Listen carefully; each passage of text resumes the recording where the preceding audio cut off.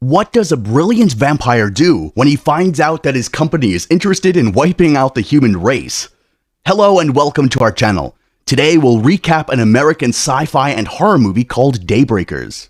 The movie opens with a young girl in her room writing a note. When she finishes, she goes outside her house to sit on the grass. While it looks like she wants to be the first person to catch an early sunrise, she's actually tired of living and wants to end it all. The note she wrote earlier turns out to be her farewell note to anyone who finds it. As she raises her head to the approaching sun, it could be seen from the color of her eyes that she is not human, but a vampire. The sun comes up and she is set ablaze. It is revealed that the world was hit by an infection that saw a vast majority turned into vampires. The human population has massively dropped, as the majority of vampires need them as delicacies to stay alive. This is really an upside-down society, much different from the human world. Work and all other human activities happen at night, as the sun during the day makes it impossible for the vampires to stay out. A vampire hematologist and researcher, Edward, arrives at his place of work at night. One of his tasks is to find a substitute for the human blood that vampires need to survive. He passes by a complex machine in the company where humans have been strapped to and their blood drained for onward supply to vampires. Edward's attempt at finding a substitute is failing, however. He is called into a meeting with his boss, Charles, and other relevant stakeholders to discuss the fate of the vampires following the acute shortage of humans. Vampires who are not getting enough blood are transforming into mindless, savage creatures called subsiders, and it is only a matter of time before all the vampires become subsiders. The first sign of becoming a subsider is that the ears of the vampire begin to grow out. Serves you right if you think humans who have been here from the Stone Ages will give way to your kind who cannot even enjoy a simple sunrise. After the meeting, Charles invites Edward to his office, and it's revealed here that Edward only drinks pig blood. Thanks, Eddie. The human race owes you one. Further discussions between Edward and a colleague, Christopher, reveal that the substitute that they've been working on works on monkeys, and the time to try it out on vampires might just be right. They get a test subject and administer the substitute on him. Unfortunately, this doesn't go well, and the subject passes on. As Edward drives home that night, he is distracted by the news of vampires rioting over blood shortage and subsequent rationing. This causes him to narrowly miss an oncoming vehicle. While he is able to stop his car early enough, the second car hits an electrical installation and grinds to a halt. The passengers in the car alight, and one of them, Audrey, shoots at Edward with a crossbow. Edward recognizes that they are humans and helps them hide from the police who are pursuing them. After he gets home, he is visited by his brother Frankie, who is in the army. The day is Edward's 35th birthday. However, this is the 10th time he is celebrating his 35th birthday. Frankie believes that they should celebrate and produces a bottle of fresh human blood. Edward would not drink human blood and proceeds to dispose of the content, but Frankie gets upset and instead smashes the bottle against the wall. A subsider suddenly appears in the room and goes for the splattered blood. It eventually attacks both of them, but they defeat it. As the medical examiners come, they discover that the subsider has been feeding on itself, something that leads to a faster mutation. The next day, Edward is visited by Audrey. She tells him that they need his help to come up with a cure that really works instead of the substitute that they have been trying to work on unsuccessfully. As Edward gets to work, he gives some assurance that humans would no longer need to be hunted for blood if they are able to come up with a cure. Charles doesn't give him a convincing answer, but Frankie reminds him that his daughter, who refused to become a vampire, would also be at risk if vampires insist on using humans for their sustenance. After closing from work, he goes to meet Audrey at an address that she gave him during their last encounter. Here he meets Lionel. Lionel has tasted both worlds of humans and zombies. He tells an astonished Edward how a freak accident turned him back into a human.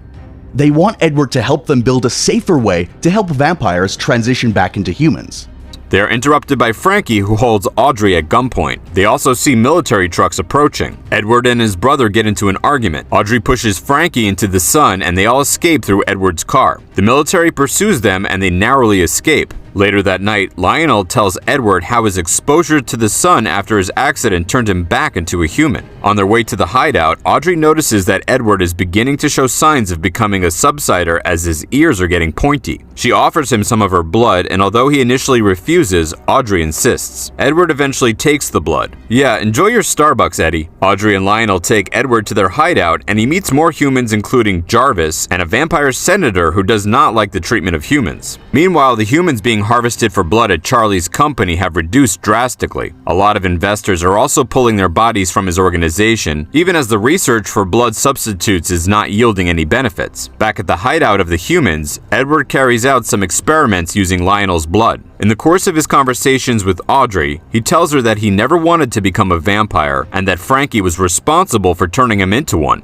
Yeah, right, you tell yourself whatever makes you sleep fine at night, or in the daytime. Edward notices a tank in the building and asks Audrey about it. They go into it and discover that it is airtight because of an air extractor in it. Edward, Audrey, and Lionel decide to try out the experiment inside the tank. They set up mirrors in the tank to receive and reflect sun rays into it. Jarvis and his team are seen returning to their hideout at night. In the car with him is Allison, Charlie's daughter, who refused to become a vampire. On their way, they are attacked by soldiers. A shootout ensues and Allison calls the hideout to inform them of the situation. The soldiers sedate all of the humans and Frankie sees the walkie-talkie which is still on. The soldiers use the device to track down the address of the human hideout. Back at the hideout, the humans quickly pack up their things and prepare to leave for a new camp.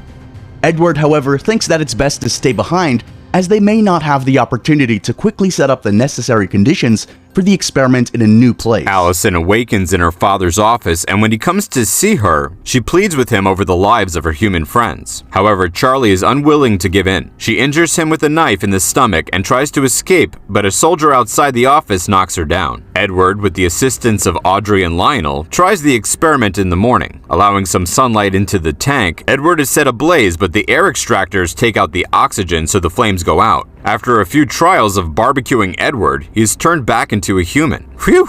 And to think we take human beings for granted. Before they celebrate his rebirth, the soldiers arrive at the hideout. Fortunately, they hide in a wine barrel and the soldiers eventually leave. Charlie is visited by Frankie in the hospital following his injury by Allison. Charlie asks Frankie to help turn his daughter into a vampire, and Frankie goes to her cell. Allison still doesn't want to become a vampire, but Frankie has little or no respect for people's personal spaces or their opinions. He goes ahead to bite her, turning her into a vampire, just like he did to his brother. Edward and his new friends finally leave the hideout and make their way to the new hideout. Unfortunately, this place has been attacked by the soldiers and no one is alive here. This new development discourages them all, especially Audrey, but Edward believes that he knows someone who might be willing to help. At Charlie's company, the blood-extracting machines are empty of humans. This is a really bad thing for Charles, the company, and the entire vampires. He goes to see his daughter, but she refuses to drink human blood and instead bites herself to feed. This has grave consequences as it would turn her into a subsider. The government decides to carry out a military operation on subsiders by exposing them to the sun to be burnt up. Unfortunately, Allison, who is now a full-blown subsider, is part of them and Frankie watches her burn. He decides he doesn't want to be part of this anymore. Edward and his team, in a desperate search for help, visit his former colleague, Christopher. After gaining entrance into his house, they tell him about the breakthrough they have discovered. They also want him to recreate a similar setting so they could use it on vampires willing to change. This is a better option than the substitute they have worked on without any success. As they talk, Christopher's house phone rings and he excuses himself to take the call. The trio waits for him to return, but he doesn't. They become suspicious and Audrey goes to check up on him. Edward and Lionel eventually see that Christopher has dialed the office on his cell phone. This means that the employees at the office are aware of their conversations. Without much warning, they are attacked by the soldiers.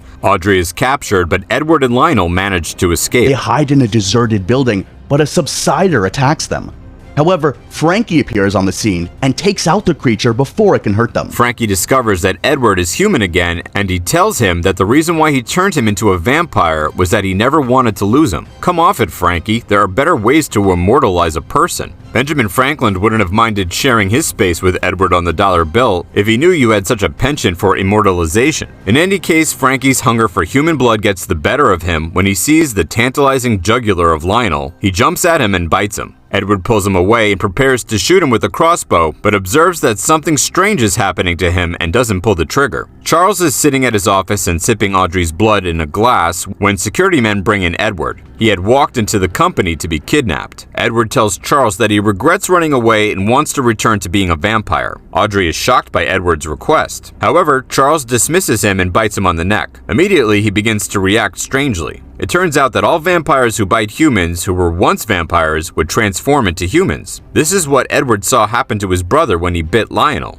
Edward straps Charles, who is now human, to a chair and sends him down with an elevator to a lobby with vampire soldiers. As the elevator opens, the soldiers detect that he is now human and pounce on him to get their ration of blood from him. Audrey and Edward try to escape, but they are interrupted by soldiers. However, Frankie intervenes and saves them. More soldiers arrive and Frankie sacrifices himself to enable his brother to escape. The vampires bite him and are turned into humans until they are also bitten by vampires who also turn into humans. The scene is a biting galore, with the soldiers biting each other in all forms of styles. After the fracas, only a few soldiers remain. Christopher appears on the scene and shoots the soldiers who are now human. He turns the gun to Edward and Audrey and tells them that there could be no cure. Before he presses the trigger, Lionel fires at him with a crossbow. As the movie ends, all three of them drive away with the hope that vampires can now be turned back into humans. This is a movie that demonstrates that in the darkest of times, hope can arise. It also warns of the evils of greed and selfishness in society. It displays the flaws of society and how the privileged can use their advantages to trample on the rights of others. Overall, this movie sends across the message that the oppressed will not always endure oppression, but will eventually rise to topple any oppressive rule. Tragically underrated movie you definitely don't want to miss. Please subscribe to our channel to be notified when we upload. Also, don't forget to suggest movies that you want us to recap in the future in the comments down below.